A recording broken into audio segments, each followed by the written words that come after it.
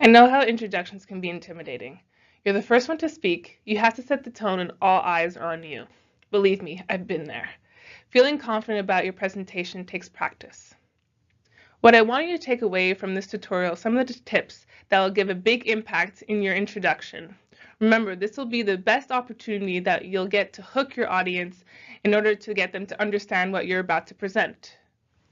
In my experience, there's three main ways to start a presentation. The first is to ask a question. This could be as simple as who here has an iPad or who's #1 customer service in Canada. The point is to get your audience to think. And you could have a set of questions if you want to help you narrow in on your subject. The point is that you're asking questions about the subject that you will be discussing throughout your presentation.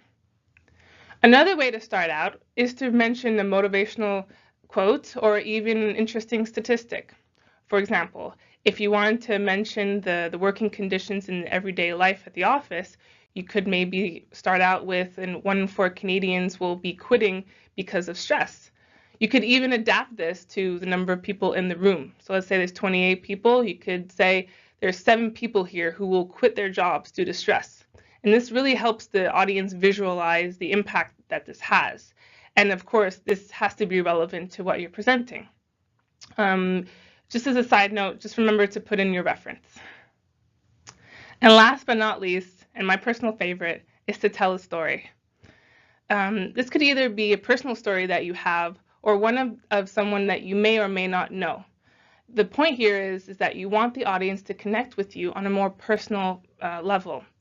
For example, if I was talking or presenting something about sports, I would want to start off with my own personal anecdote of saying that when I was 17, I went to the Pan American Championships to represent Canada in Taekwondo.